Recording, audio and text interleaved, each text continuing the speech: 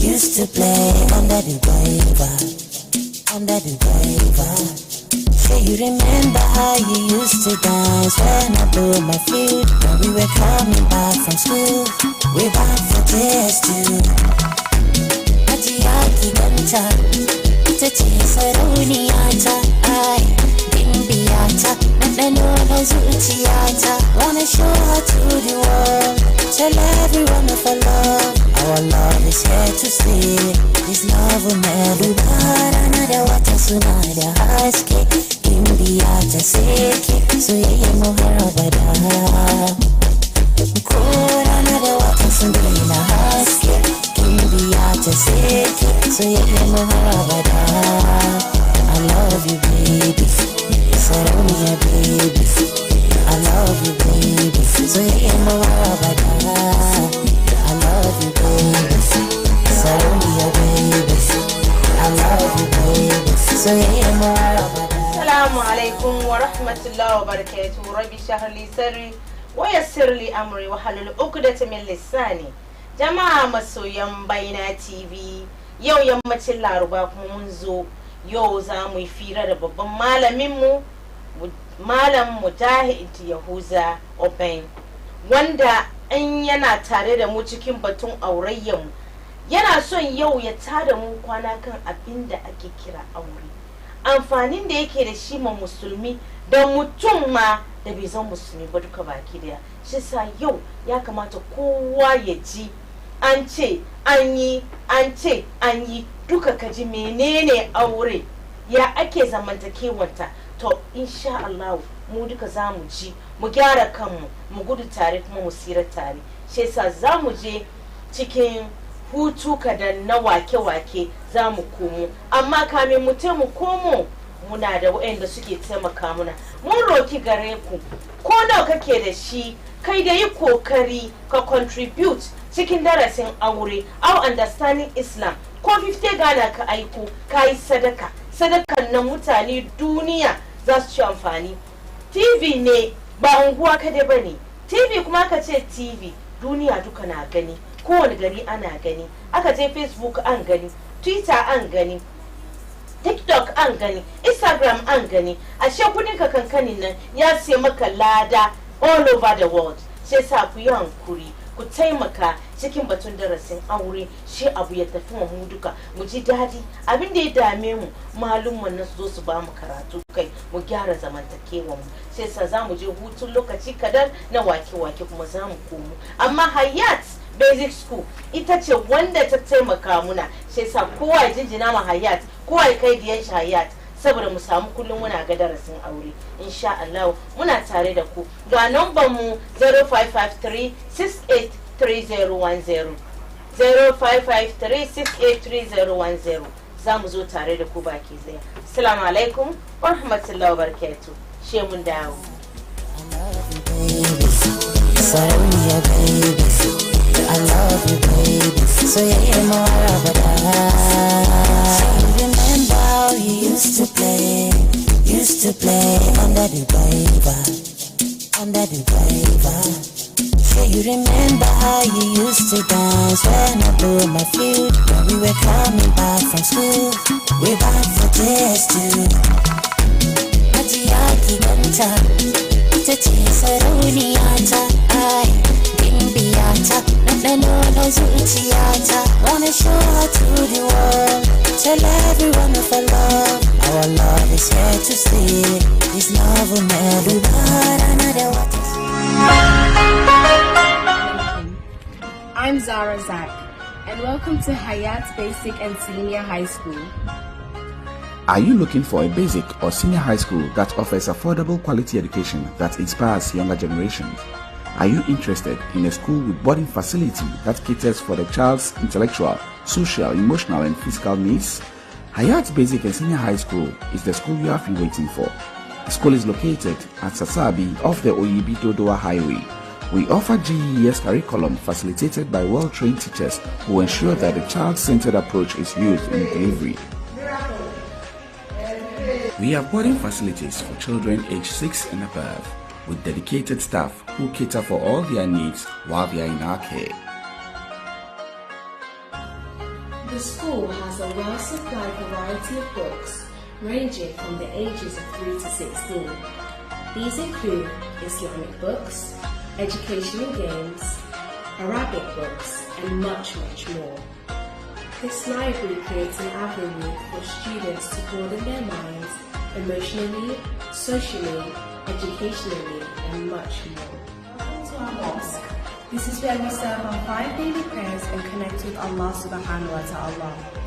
Our Quran memorization and recitation takes place here, and where we serve our Jummah prayers weekly. If academic and social excellence is what you prioritize, then look no further than Hayat Basic and Senior High School. You can contact us on 0245 727379 0245 727379. Hayat Senior High School, education that inspires.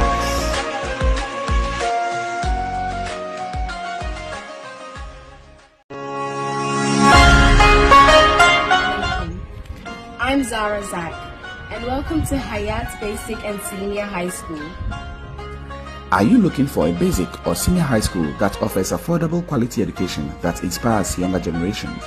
Are you interested in a school with boarding facility that caters for the child's intellectual, social, emotional, and physical needs? Hayat Basic and Senior High School is the school you have been waiting for.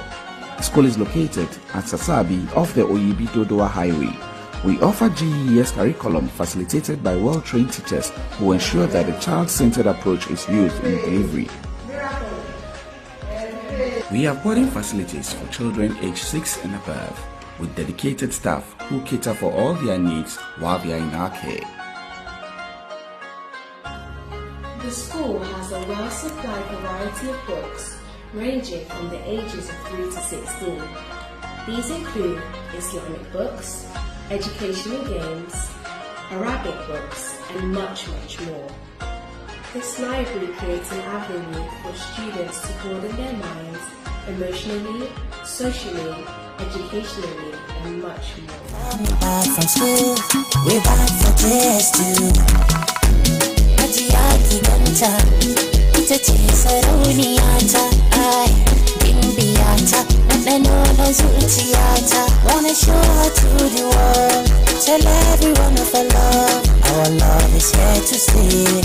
This love will never part, another water suna da haske. Bimbiyata seke, soyayya mu har abada. Assalamu alaikum wa rahmatullahi wa barakatuh. Kamar yadda na gaya muku za mu hutu na wake-wake kadan mu zo, insha Allah mun dawo da taimako Ubangiji. Za mu so mafira baki daya kamar da muka gaya muku muna son taimako. Number mu 0553683010 0553683010. za ka iya sani wani abu ka taimaka ma darasin aure, domin wasu suka sponsor muke zaune na, in ba da sponsorship ba mu ya zama nan. Shi sa ku yi hankuri ku taimaka baki daya, duka cikin sadakan kenan don ya kai ko ina. Yau muna tare da babban malaminmu dan saurayi da aure ke da dadi, ya kamata ya barka sani aure na da dadi. Saurayin da ke goya kudi aure na matan yanzu ba ni ba a to yau malam dai fadakar da kai. Auren nan kai zaka sa spices ciki, kai zaka sa magin da dai gyara shi, kai no da ka sa gishiri da dai daidaita aure, ba da ka same shi already made bane, kai no zaka groom abin. Ce sa ka kira ka groom, ka yi shi yayi kyau. Ce sa yau malam na tare da mu zai barka groom auren ka ji dadi baki daya. Malam muna maka marhabi zuwa darasin aure. Alhamdulillah, na gode ajiya. Ina godiya kwarai. Alhamdulillah. To al'umma annabi na saurarin ka ba mu karatu kan batun aure. Auren mu doki kamar an yi an gama. Farkon yayi kamata a yi zama da juna. Saboda a dawwama ciki.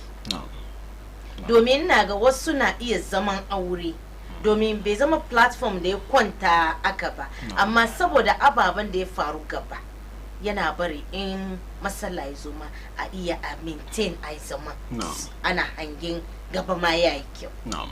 Shi sa malam muna tare da kai. A'udhu billahi minash shaitanir rajim. Bismillahir rahmanir rahim wa fadluhu wa auduhu.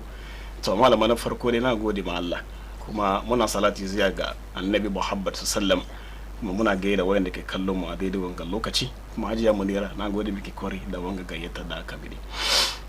To tukunan mu move on to question da kika tambaya. Ya kamata mu san wani abu ne aure, domin yau mutane da yawa na aure out of pressure from friends, wadansu kuma na aure out of pressure from the family. Ka samu wani yariya ma wai gida na damunta, so she's ta samu kowa, she will just take it like that and marry. So sometimes people do venture into marriage. And the sad reality is that mu da kanmu da muke auren nan, most of us, we don't know why we are married, and we don't even know the institution called marriage. So kin gambe shi ya shiga ciki, shi gan kamar asha aka bin yin yake. So before me shi ya realize and ya to mess up. So there is a need for us to know what is marriage. It's very, very, very important. Malum mawai in aka ce aure shine aqdu shar'i. It is something that has to deal with the deen. So this is where we all have to bring our mind to. Farko abin da ke daurewa akan hanya addini. Isa indiya na daurewa kan hanya addini, that it means that it has something to do with ibadah. Can you understand that? So we don't marry out of fashion. We don't just do marry saboda muna so mu yi aure. The first thing is that it has a whole lot to do with the deen. Shi sa farawa aure ma shi dai an daura, shi dai an yi addu'a, shi dai maluma sun bada nasiha before you venture into it. So it has something to deal with the deen.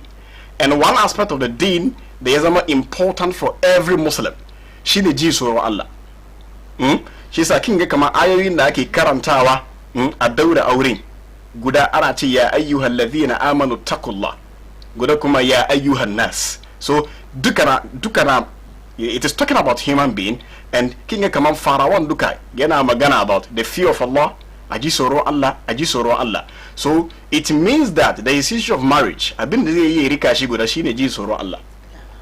Because aji imagine that ni asanti injen doki na mace from Kotokoli, Fulani, Basari, Dagumba, Mamprusi. The truth of the matter is that yenda aka train mo from Asante home, it is totally different from yenda aka train wadi from Kotokoli home, ko Basari home, ko Mamprusi. Totally different.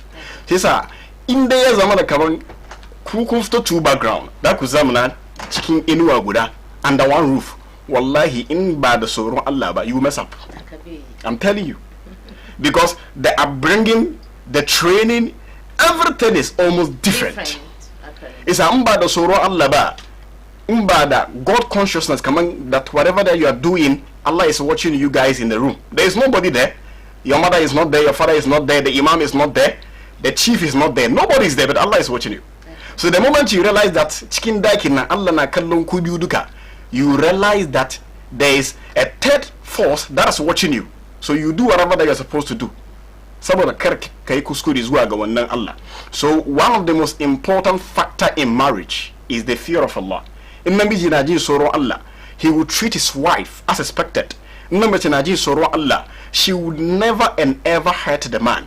Even if she hurt him, she's going to apologize as soon as possible, because she knows that even if mijimbe ya komi ba, even if matan beta ya komi ba, there is one day he or she is going to account for it in the sight of Allah.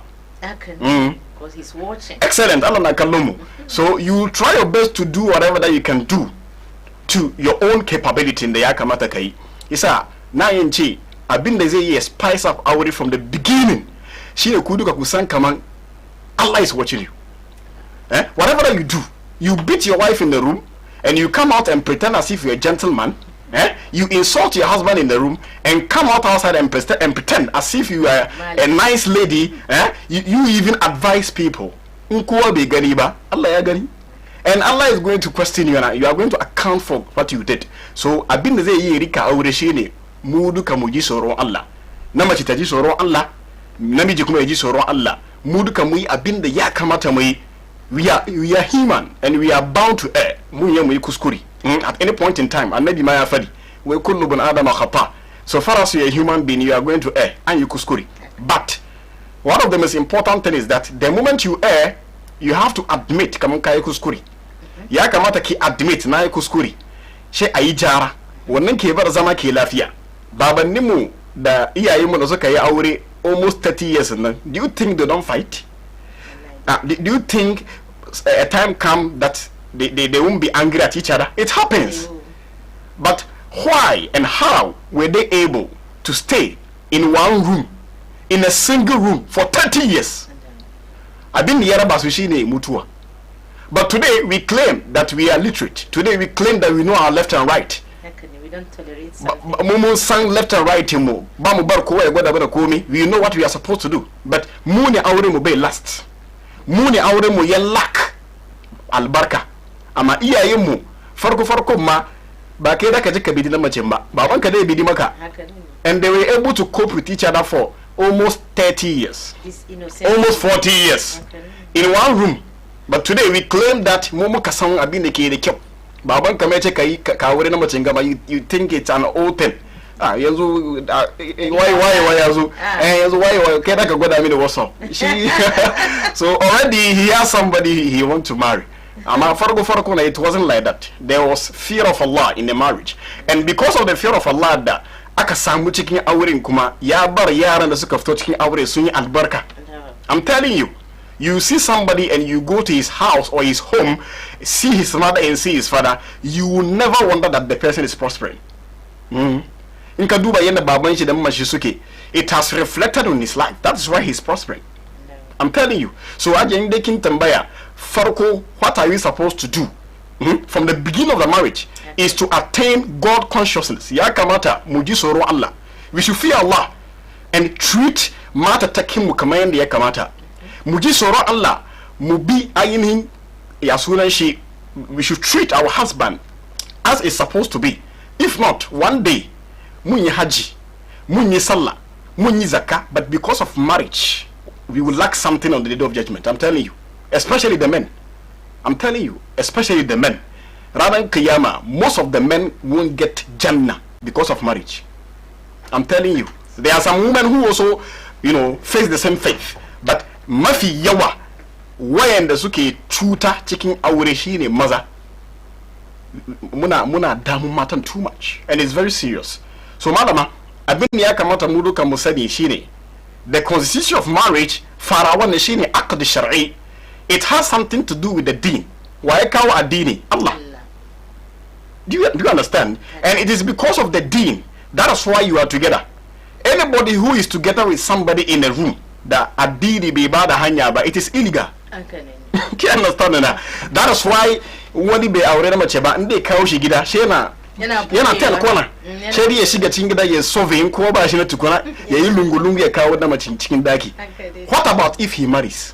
Ya aure fa yana yi ya shiga cikin daki, yana yi fita da matan shi at any point in time bai jin tsoron komi saboda me aqd shar'i. Wannan abin da aka daure saboda addini. So the religion Islam has given you the license. Allah ya baka wannan license, addini ya baka wannan license. Lokacin da ka samu yariyan, lokacin da kika zo gidan mijinki, shi kika manta abin da ya baki license kika zo. Kike yi abin da kike so. So do you think abin yayi? It will never happen. Malam kaban na tura da wani baba akuba mallan jikai. Amin yaro. Ya tambi wani bawan Allah kaman wani kaya ka gwada min difference between marriage and relationship. Shi ce ya ce ya ji dadi aure daukakan shi daban ne. Kana gida umma da baba da family member su doki yariya a kawo a bar maka a wuce gida. Amma da ba aure bane da yanzu kai da ka je ka siya cikin dufu. Excellent. In kaga wani ma kana dodge amma gashi yau an ka maka an aji kuma an wuce. Yanzu ma da phone ya zonga yayi sauki yayi. Farko nan ka hurga dusi. You throw a stone, so you tell her in your buga 6 o'clock kika gan kamar wani ya hurga dusi ya zo cikin gidan. Wato ni ne. I know somebody wanda ya shiga cikin gota ya shiga gida. Ya shiga gidan na baban shi babanta kuma na alwala. Ashe bai sani ba. So mutane sun gaji. So look at all this illegal way. Allah ya bar wadansu abubuwa ya maka easy. Baban yariyan da umman yariyan suna gida, she's with you. kwanciyar hankali. So what we have to know is that we have to teach each other very well. Domin mata na da problem so maza kuma na da problem so, but we should know the essence of marriage. We should know that it is Allah ya bind them together. Nda ba don wannan hutuba na malum suka yi da ainihin sadakin da aka biya ba, da there is no way you can have her in peace. So before marriage you only meet her in the night. Why can't you roam about with her in the day? Because you know that what you are doing is illegal. But after you married her, you can roam about with her everywhere. Why back on the lines is Allah. So anytime you are doing something for your wife, or anytime you are doing something to your husband, remember that it is Allah who gave you that license. When that license that Allah back and Nakuma, he's going to question you about it on the day of judgment. So we have to be very careful. And one of the greatest bounty na Allah but dan Adam shine aure. But people don't regard it as so. Abin da Allah ba mutum gudan da ya zama babban ni'ima in our daily life shine aure. Albarkacin aure mu duka muke zaman nan ga. Albarkacin aure wanda ke duban mu lokacin ga shi mai ya samu yake duban mu. So it is one of the greatest bounties that we don't have to joke with. So number one, everybody who marries, duk wanda zai yi aure duka, in dai ya san kamar auren da zai yin ga, he is marrying for the sake of Allah, then indeed he has succeeded in this world and the hereafter. Saboda wa yace mu yi aure? Allah. Manzo Allah kuma yazo yayi aure, and he encourages us to marry. Shi sa an kowa yayi aure, ka bi dokokin Allah, ka bi ainihin ta farkin Annabi Muhammad sallallahu alaihi wasallam. Shine Allah wai wa man yuti illaha wa rasula. Duk wanda zai bi ainihin umurni Allah da dai kuma bi tabiyoyi Annabi Muhammad faqad faza fawzan azima. Sigatul mubalaga. Allah wai mai shin he has succeeded, not just any success, but he has succeeded to the highest pedigree. He has succeeded to the highest degree in the anabatun success. Ya kai matuka ko ba haka ba. The person has succeeded in everything that he is doing in this world, in the grave and on judgment day, and then lokacin Allah zai muna hisabi. So ya kamata kowa ya samu wannan mind in his, he should have that consciousness that kana bin tafarkin Allah ne. Allah ya ce ka yawo da kike aure. Domin akwai wasu musulmai inda ba don Allah ya ce mu yi aure ba da they will never marry. They are there. Because they are even enjoying more than those who are married. So nothing pushes them to marry. But they fear that one day they are going to stand in front of Allah for Allah to judge them. So they try their best to marry just because Allah said they should do so. So number one, Allah ya ce mu yi. Kuma inda Allah ya ce mu yi, inda kace da ka yi shi saboda Allah, you are going to succeed. Although there are going to be one or two obstacles, they are going to be challenged. Domin ku mutum ne, you are a human being. You are bound to you are bound to face challenges, and that is the norms for rayuwa. Everything can't be smooth. You won't find it smooth. At your workplace, you will have those who will like you, those who will not like you, those who will backbite you. Chicken business, you acquire problem. Makaranta acquire problem. Just every venture. Any aspect of life, everywhere. There's no way you can have everything just smooth like that. No, it won't happen. When the suke the kudi soon about the problem. But I'm telling you, the richest people among us, problem they can real so ya finamu. I'm wouldn't do ye shebu ikwana. Yesu suka ji kukuru she ya tashi. Ya sa ana zuwa kanshi. Amma kai once in the kake da shinga, kai kwana kana so mabaka law of gates nga domin aka shiga ba samu komi. So there is no way we are going to find everything smoothly. No. So what do you say? Babanga Samarin Gayari and Ganta, she was a God-fearing lady. Amana Orita Nanagan Abubwa. She's a human being. How can Yabi? You won't find it easy. There will be challenges here and there. But it is up to you for you to know how to deal with all these challenges. What else was Habesunzo Urimata taking Nabi Muhammad? So Salam. The reason why they came to the wives of the prophet is that they wanted to come and inquire about Hali and Nabi the Gagida. Annabi na gida yana waje dai shi da sahabbai ne, they know what is happening there. But if he's in the house, what happens there? Domin matan shi kadai suka san abin da ke faruwa gida, ya halin shi yake cikin gida. To aka tambaye na Aisha, ke ta ce inde kuna neman halin Annabi Muhammad kana khuluqul alquran, inde kuna neman halin Annabi ku je ku duki Qur'ani from Bakara zuwa Nasi, halin Annabi Muhammad kenan.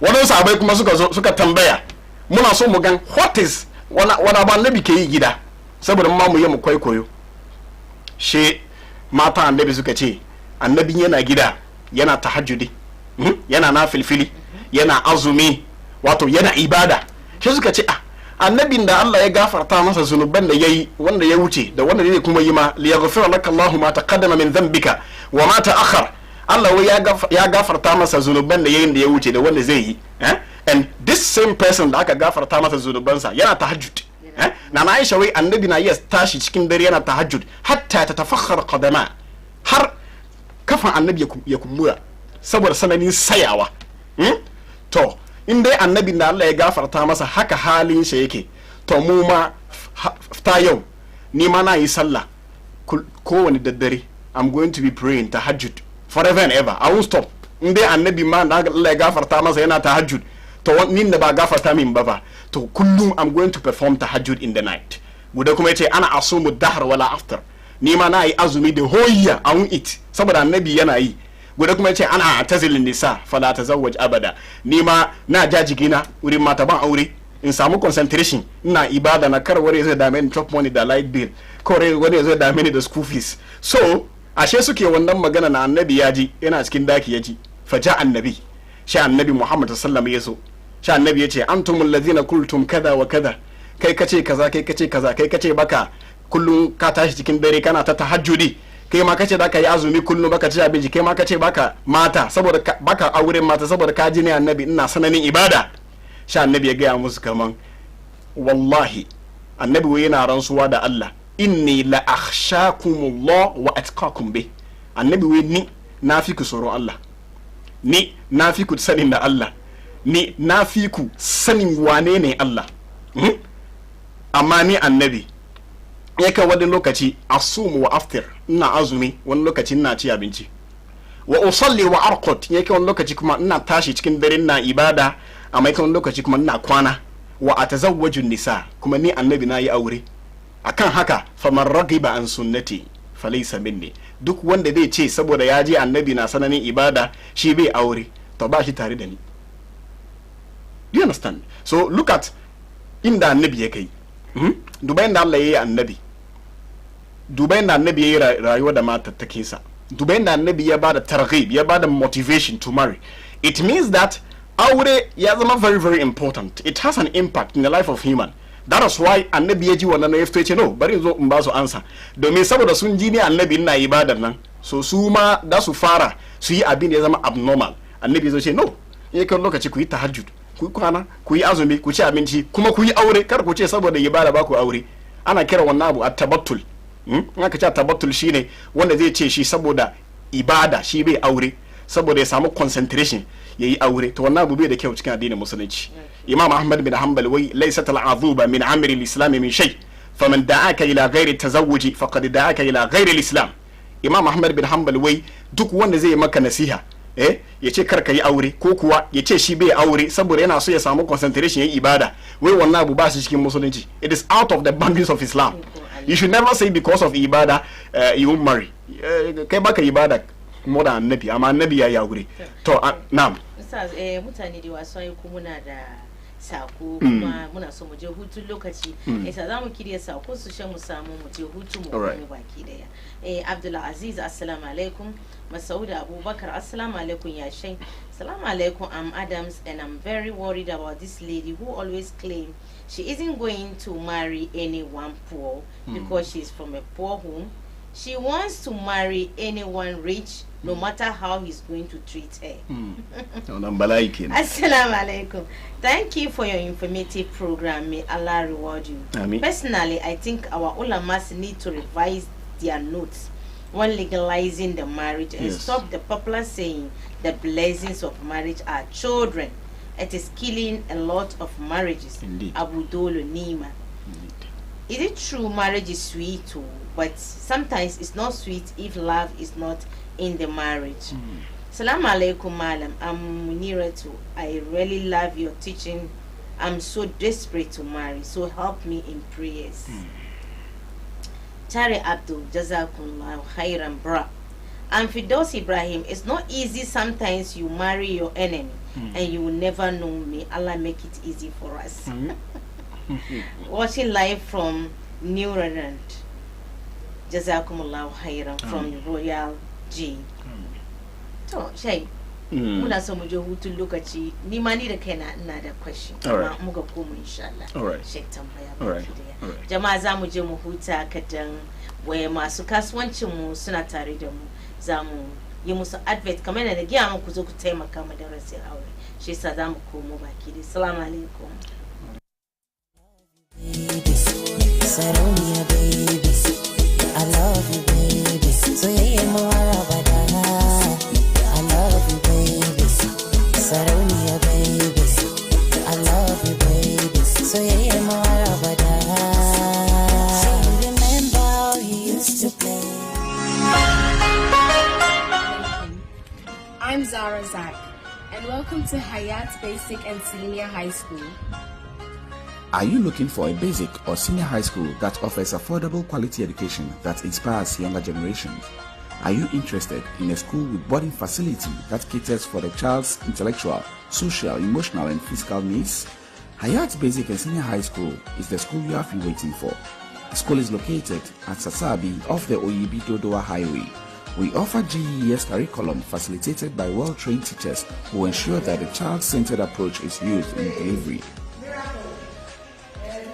We have boarding facilities for children aged 6 and above, with dedicated staff who cater for all their needs while they are in our care. The school has a well-supplied variety of books, ranging from the ages of 3 to 16. These include Islamic books, educational games, Arabic books, and much, much more. This library creates an avenue for students to broaden their minds emotionally, socially, educationally, and much more. Welcome to our mosque. This is where we serve our 5 daily prayers and connect with Allah subhanahu wa ta'ala. Our Quran memorization and recitation takes place here, and where we serve our Jummah prayers weekly. If academic and social excellence is what you prioritize, then look no further than Hayat Basic and Senior High School. You can contact us on 0245 727379 0245 727379. Hayat Senior High School, education that inspires.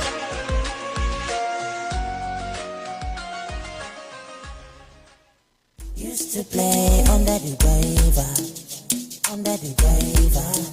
Sure you remember how you used to dance when I blew my flute, when we were coming back from school. We back for just. Assalamu alaikum wa rahmatullahi wa barakatuh. Jama'a masu kallon masu saurare mu mun komo baki daya muna tare da ku. Za ku iya call mu kan number da muke da baku ko lokaci 0553683010 0553683010. Za ku iya send messages ku, inshallah malam na tare da mu. To malam muna tare da kai inshallah. Question da nake da shi, akwai mutane da wasu yin aure with ba ni, to me they are saying come on, don an kame cases da yawa wani na yin duba mace she ce kai this girl will be good in bed, she sa ya aure ta. Wata kuma na ce kai she's beautiful, ina son dai wato yana son ta don she's beautiful. Ba kaman wannan akalin cewa dan aure ta saboda Allah. Isa ya yu me shi ya shiga ya kare ya juye bakin shi ya ce a'a auren ga nice saboda Allah ba kaman don tana good on bed ko wani abu. To wanda ya ce ya aure wani saboda she's good in bed, how did you know? Come on. How did you know that the lady is good in bed? Me Before marriage? Before marriage, she will be good on bed. Okay. So, okay, that's assumption. Yes. Kinsan, batun auren ga ko, what you all have to know is that aside the beauty, aside the money, that is the money. Okay. So we have to know that that is the money. A time will come, the way you'll be hot in life, you won't even remember that. Excuse me for this language. Your wife has bottles. It's true. I'm telling you. It's true. A time will come, you'll be busy in life that your wife will be by your side. I'm a car man, there is a lady beside you. Sometimes the things we see outside, how it has been polished for us to see, you regret. So all those who are going into marriage for money, for this, for beauty, for that. But one of the important is that after you achieve all this, what again? There's nothing. Your wife is beautiful, that's fine. Even if she doesn't have good behavior, you are okay. So far as the man is rich, you don't care how he treat you. The day you wake up and 3 of your teeth is gone, that is when you know that you've made a very big mistake in your life. Do you understand? So that is why we can take all these criteria. You can take the beauty of the woman, the handsomeness of the man, his money, his family status, everything. First for that day. Aside all these, you should consider the person's deen. Because already 20 years ago. Let's say Baba Nimu Wadansusun Awure Saboda Kem. So do you want to tell me that after 20 years she's still the woman you saw? No. After 20 years, giving birth to about 5 or 6 children, do you think she's still the woman you saw last 20 years ago? No. Never. I'm a dini machine. How will it fade? How will it go? Can you understand that? It will even grow more if only you are going to treat her well. Let's add that. It will grow more if you, the man, you are going to tolerate her. You are going to handle her as expected. Can you understand that? She said, Wangabu Woduka, it is good. You can choose a woman with beauty, but after the beauty, you can check the level of her faith. Yet that didn't take it. He has money, she has money. He's a rich man, she's a rich woman. Wanaduka is very important because in marriage, you suffer. It is true. Your wife has to be beautiful, right? So, with all these, with the money, with the beauty, with the family status, I'm telling you, a time will come, you won't see the money. A time will come, you won't see the beauty. A time will come because of how toxic your husband or your wife is. You won't even see her beautiness. So, we have to check character and deen. That is the most important thing. Because beauty, they are sometimes a ton of store. Yes, a ton of store. So sometimes we should consider their beauty. She's beautiful, she is rich, she is that, she is that. But the most important factor, she need to check the character of the guy, the character of the lady, her level of faith. You are a busy person. Your children, how is she going to treat them? That's important. There's one guy who told me, Mallam Mujahid, nafta gida da safe tukunan dawo inda na ajiye buta urin no yake inda ruwan yake urin no yake matansa bata sallah. So in matanka bata sallah, are your children going to pray? No. So we have to consider all this. So with the beauty, I will even encourage you to go for a beautiful lady. It is good. Even if you don't have money and you see her face in the morning, you are okay. But check her character. In there, her character corresponds to her beauty, her faith, her religious, it is high. Cannot turn the kill bonus in it. Tana the kudi, yana the kudi, yana the hale and kiriki, yana the ibada, yana the adini. It is a bonus. But we should be very careful to go for those who are beautiful, those who are rich, those who come from a royal family, those who are coming from a family of a high status. The person will come to your house and be toxic. Wallahi, duni after renga. We have to be very careful about that. So, Awure, ya kamata will take something very, very important here. That is istikhara.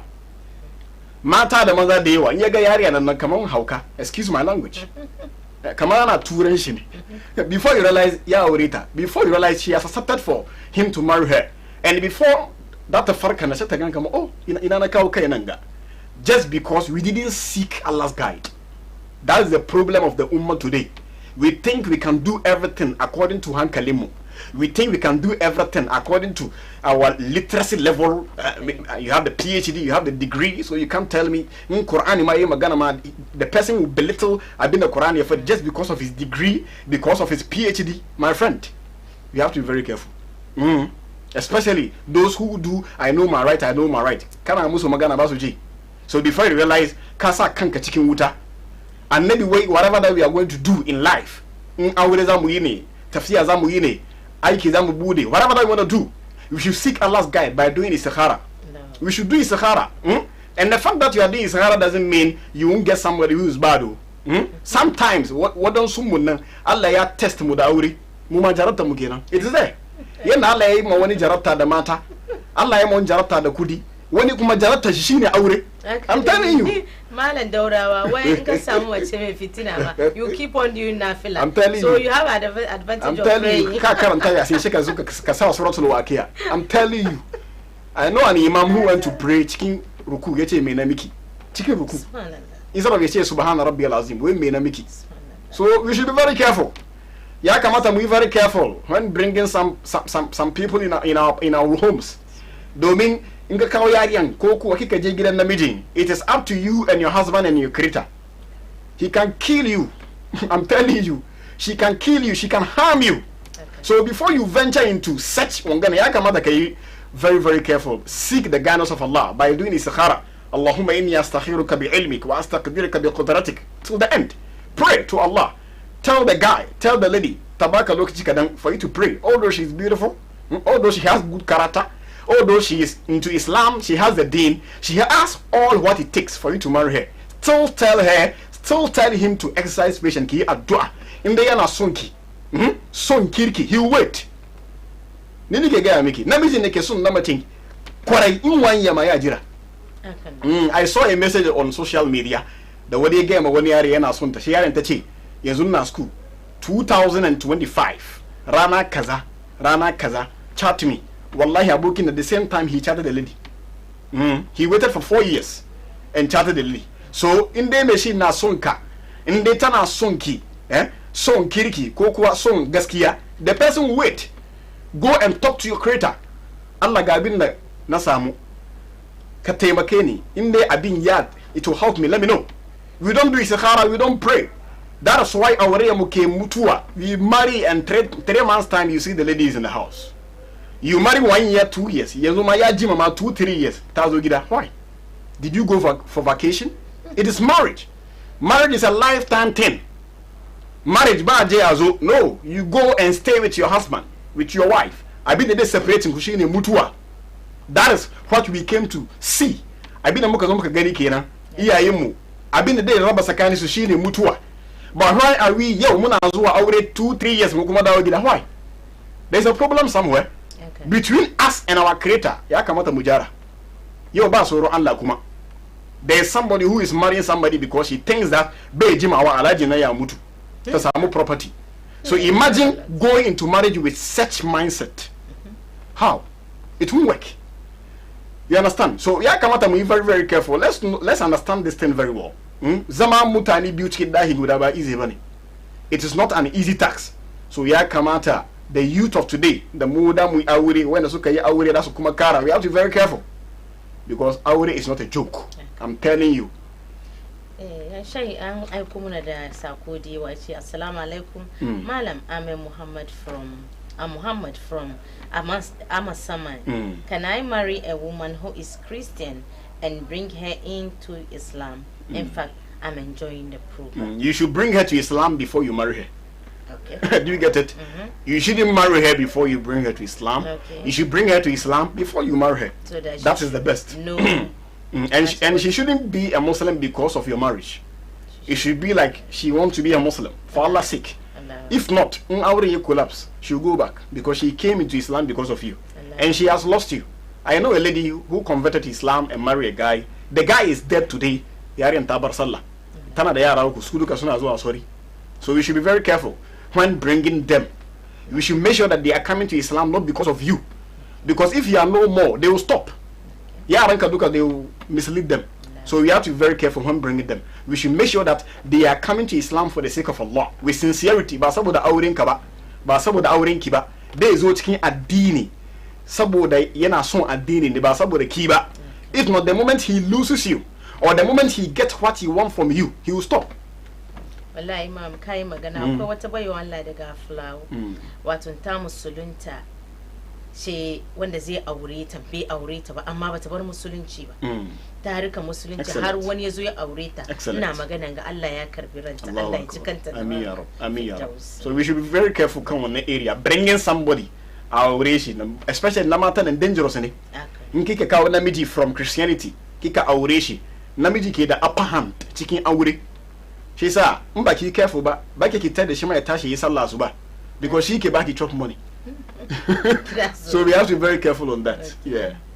Jama'a za ku ya kira mu malam na tare da mu 0553683010 0553683010 za ku ya call inshallah malam na nan abin da ya dame ka malam musulma question aka tambaye ni jiya ni ma na musu alkawali kamar in nazo na gamu da malam zan bashi musulma ta yi ta je masajin ba mijinta ya masajin ta ba ta ce wani ya masajin ta ya ke masaji wannan only can answer the question ya ake massage you take off your clothes right shi wani ya taba bodinka right yana massaging ka right to shi mu tambaya ina Allah ya ba mu hanya mun da ba mu aure na mace ba mu gani wani ya bari annabi wai al-kaffain wal wajh you should see from here to here and the circle finish.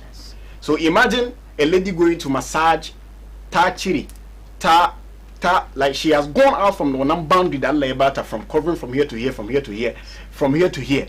Nobody has the line to see except a husband or a family. Can you understand now? He said, "Yakamata maza da mata duka. You should learn how to do massage and massage your wife, massage your husband. You shouldn't allow your husband to go outside for massaging. I'm telling you, she will go for massage, he will go for massage, and he will be massaged before you realize your marriage is massaged. I'm telling you." Everything will be condemned. So it is not recommendable. So it's a nice program. May Allah reward you guys. From Zainab Mahmoud Ajekoju. Wa alaikum salam wa rahmatullahi wa barakatuh. Ya hankuri sunan ki dan da ke kiran. Ya hankuri suna na Ummu Habiba daga Abdul kuma. To muna godiya. Ya hankuri ina da tambaya ne. Akwai hanya. Nace in mutum ya zalunce ka kaga dai zaluncin da mai shi ya maka cikin zaman aure kaga dai ka ce zaka hakura amma dai idan ka kata hakuri kana son ka cewa mai shi kawai kuram because ba alkawalin da kuka yi kenan fa amma abin ya zo ya bi daban kaga dai alkawalin da ya dauki maka bai cika maka ba to kaga kamar dai gaskiya zama da shi bai zai yi ba kai kana da dama ka cewa mai shi kamar wani ka rabu da ni. To mun gode Hajiya malam na tare da ke. So Hajiya, this is a serious question. Larubawai man hamala la yutiq ajaz wanda zai haza abin da bai yi haza duka ya gaji da maza. You understand? That is why it is important for us to take the pre-marriage onga abubuwan da muka gwada duka, doing istikhara, knowing the person. Hatama adini ya bada hanya, you can go to the person area, inquire about the person. Okay. You do a background check. When you're able to do some checks, some of these things, and it is not easy to come your way. But this is the fact that Adin Yatunzo, he promised you, he did that, and you think you are fed up. If you think you are fed up and you want to leave the marriage, we will advise you to attain patience. But if you think that you think that you are fed up with the whole thing, then use the right procedure and move out. Okay. Not just because he's worrying you, so you're also going to walk out unlawfully. If you want to leave in a way that tomorrow, when you meet him somewhere, you can greet him. Okay. Hata ma malam yayi magana in kuma baki fahimce imina afuwa malam wai ba za ki fita da son ranki kaman na fita komai na tafiya da doka akwai malumma anguwa akwai manya anguwa ya kamata su san abin da ke gudana sannan a baki dokan tafiya amma ke da kanki ki doki ranki zani kuma in zaki tafi ki tafi cikin hanyar da gobe ma in ku ga juna za ku ya gaisawa ko da ba aure tankan ba fada ba bala'i kenan ake gaya miki to malam ga wani ya ce wai salamu alaikum, please Hajiya, can I get your number? I want to discuss a serious matter. Please call them, they will give it to you. Okay, please, I'm Amira, willing to get married. Please put me in your dua and my regards to you. Malam wai kamata addu'a to Amira, and when that's your aure duka we are praying that may Allah grant them good spouse. Amen. Allah bar su samu jin dadin aure. Amen. Allah bar aure ya zama sanadiyan samu shigan su aljanna. We are praying for everybody. Kuma wanda suka ya aure already kuma Allah ya jara aure yamu. Wadansu aure su ya saura 10%. Battery nan. What is kuma saura 50%? What is mana 80? So kowane aure ne to Allah ya jara. Amen. Assalamu alaikum Mallam. Please, is there any difference between character and deen? Character reflecting deen, and anybody who has deen has the character. Okay. It corresponds. Right, can you understand now? When they get addini, in the gaskiya na da addini to hali shi na da kyau. You understand? Domin annabi wai idan kana neman wayan da suka zama mafiyayin halitta cikin bayisa su ne ahsanuhum khulqa, su ne wayan da suke da halayya masu kyau. So it means that you can't be a believer and be toxic. The moment you say you believe in Allah, you try your best to exhibit good behavior to the masses. Yeah. Okay. Assalamu alaikum. We are watching live from Legon campus. One of our friends said she will marry at the age of 30. Please, any advice for her? We have tried our best, though, convincing her. You know, in this situation, we have to get her, question her why she wants to marry at the age of 30. Maybe she has a personal reason, right? But number today, after 30, 35, you are getting to your expiry date. So she has to revise things well. Assalamu alaikum. Please, Mallam, I married my husband because I saw him reading Quran, but Mallam, I really regret. You married your husband because you saw him reading the Quran, but you didn't see his behavior. There is difference between somebody reading the Quran and his normal life. I'm preaching. So I'm in my element of preaching. And after I'm done with my preaching, my normal element as a human being. So if baka don't want the difference, but you mess up. Because you've seen Hadia Munira on TV and she's talking so well. You saw she's in an element on TV. You understand? So we should get that on a difference now. You see somebody reciting the Quran, tally his behavior. There are some people who have the Quran in their head, but their character is zero. I'm telling you, they are there. They are those who preach. They do whatever they do for you to like them. But I'm telling you, they are toxic. It's different. The way he will slap you. I'm telling you. So we have to be very careful. We shouldn't just fall in for somebody just because of what we saw him doing in public. It shouldn't happen like that. You should try investigate who the person is. Before Meshin Azama Malamin, before Meshin Azama Imam, who was he? Know all this. Assalamu alaikum. I'm Sadia from Kumasi. Please, I want Mallam to teach us on how to do istihara. Okay, this is a different topic. Istihara is dua. You perform to na kai to the sunan kaman turancin ya yawa. Istihara nan kai raka'a biyu. Kai raka'a biyu ka kare shi ka daga hannunka kai addu'a. Allahumma inni astakhiruka bi ilmik wa astaqdiruka bi qudratik wa as'aluka min fadlika al-azim fa innaka ta'lam wa la a'lam wa anta allamul ghuyub. Shi ka yi addu'a abin da kake nema wurin Allah, in aure ne shi ka yi batun aure, in aiki ne ka yi batun aiki, traveling ne ka yi batun traveling, whatever you want. Allah ya baka, godly guidance and shi ka yi wannan batu. In ka kare shi ka kuma zo in kunta ta'lam anna hadha al-amr sharrun li fi dini wa ma'ashi wa aqibatu amri. It's a whole lot, but I think that you should, when you go to Google and you type du'a al-istikhara, you get it. On YouTube you get it.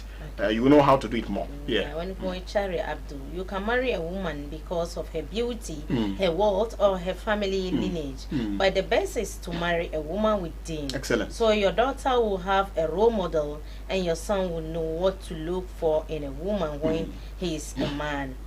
Marry a woman with a deen, dignity, and character, and you will never regret. She will live with you no matter what your circumstances are.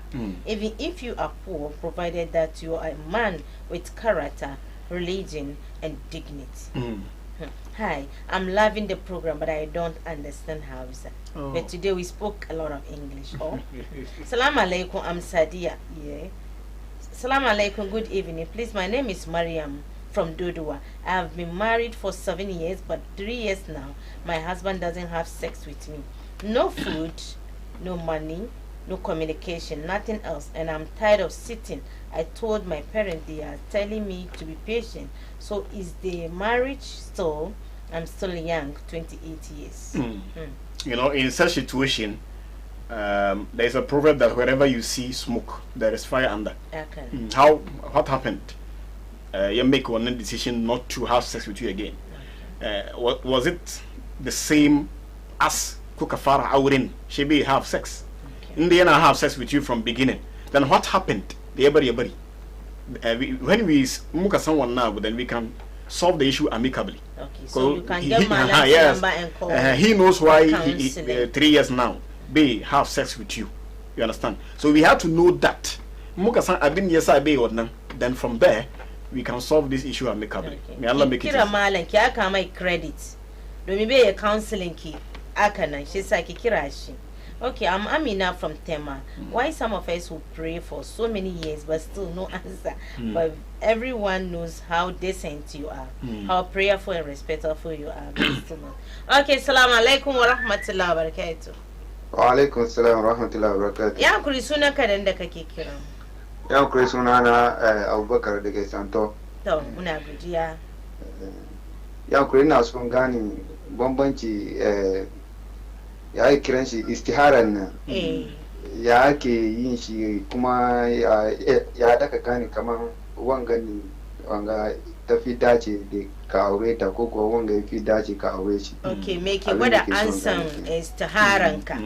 Okay, ba da mu malam na tare. Yeah, so with how to know yanda istihara yake aiki shine sometimes you can dream and you see it as a help.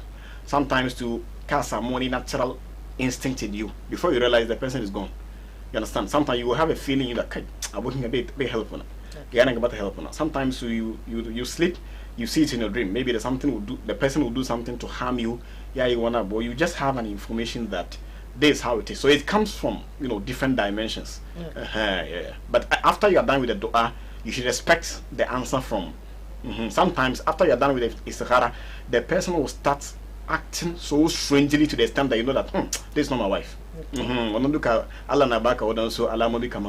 person is not good or the person is good for you. Okay, so wallahi, I really enjoyed your program. I'm Zainab from Ashama.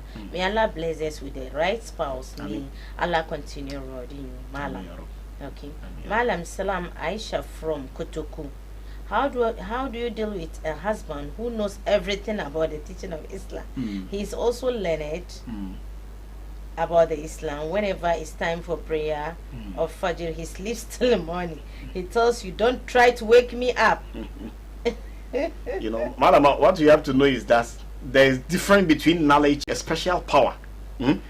So you have to use that power as a woman to know how to deal with him in a matured way, in a sensible way, not necessarily for you to advise him, but you can be doing some things. You can set an alarm and put it at where he sleeps. In the alarm, so before he realizes an alarm, no matter what he does, he has woke up. So you can be doing all these things, putting things in place, and then also praying to seek Allah's help. Okay. Assalamu alaikum. Please, I wanted to ask if a husband can marry, let's say the second wife, not telling his wife, and live with that woman for years. Yes, in Islam, there is nowhere in the Sharia that says that if a woman, he should inform his first wife. It is nowhere. But out of respect, any man who respects his wife, feel for my attention, feel for kanshi. Okay. I've been the push in the end, feel one for his wife as he feels for himself. He will inform his wife. Okay. And one thing is that you are the man of the house, and your wife knows that Allah right? She knows it. So if you think what you are doing is right, why can't you tell her? I don't know where you get it. In there by illegal, you understand? So if you think that what you are doing is the right thing, it is adin and you are free. You are doing whatever you're supposed to do in the house. Can I why should you be afraid to tell your wife? Why? This happens when you are trying to be irresponsible. Sometimes, if you are trying to be irresponsible, when in a get away, I can share butter. Mataji is what castle the cow have been chi. Mataji Nantaji Kamaya is catch a back at the kudi. So sometimes when a Kedakanka instinct and cannot go whether you tell her or not. But any man who will marry inform your wife. It is good. Yes, it is good. Don't keep mute. Inform her. Although she will be toxic like Tai on Gakadam from the beginning. Tai Girigiza. Ama with some tactics you cool down, inshallah. Jama kunga bamu mu doki messages sun kuma dokin lokaci ya kai ku sponsor she a kara muna lokaci mu samu mu fira diwa. So muna godiya mallam akwai hanya ka gaida wanda zaka gaida. So first and foremost muna gaida viewers of Bayna TV, they are doing so well. And then also muna gaida the whole management. Whenever you come here, you see that everything is in order. It is by the management. We are praying for them, the workers, the staff, everybody. Poor, muna makoa doa. Le saka mos dal khairi bukatunko le biya mana. When they kalo Bayna TV kuma, they are those. They are television. Sunday sa Bayna TV 24/7. They don't change it. We are praying that Allah yasaka mos dal khairi kuma muna addu'a musamman because we are almost approaching, election. And they look at election as well. There is tension in town, so we are praying that Allah yabarmu asamu kwanciyar hankali ayiza dinga lafiya kuma agama lafiya. Wayanda ke kallon mu kowa na da bukatar shi da yake nema a wurin Allah. Wadansu na neman aure, wadansu na neman traveling, wadansu na neman aiki. Wato kowa da abin da yake nema wurin Allah. Muna addu'a at this point that Allah He should have mercy on us and then accept everybody's proposal. In the yayi alkhairi ya bamu cikin duniya da lahira. Allah ya bar mu samu. I'll greet everybody. Nace dan buga suna. I will miss some people. So everybody muna gaida kowa. Kwarai ni ma ina gaida iyaye na. Bari in gaida Imam Razak. Yanzu tuna Imam Abdurrazak ina gaida shi. Imam Pig Farm. Imam Pig Farm. I greet him so well. Allah ya saka mai da alkhairi. Amin. Ina gaida iyaye na Chairman Mahmud da Haji Hadiya. Aja Fatiya ku anti Amatu ina gaida ku duka. Alazamu da suka sauko muna muku sanda zuwa. Allah ya rika muku haji. Kada ku yi abinda zai bata muku haji. Ku yi hankuri maluma na muna wazi. Mu yi hankuri mu bi doka ya muna kyau baki daya. An kashe kudi an je an yi jihadi. Ya kamata jihadin kuma ya dawwama baki daya. Muna gaida jama'an kasuwa duka baki daya. Darul Ulum al-Islamiyya ina gaida kowa da kowa. Inshallah ladies gidan mata wurin na gaida kowa baki daya. Ajiya Zainab na gaida ke, Ajiya Samira sai wanke kuma Allah ya ji kansu da rama, Allah ya sa sun futa. Assalamu alaikum wa rahmatullahi wa barakatuh. When we were coming back from school, we're back for test too. Ajiya giganta, ita ce sarauniyata, ai bimbiyata, ɗanɗano na zuciyata. Wanna show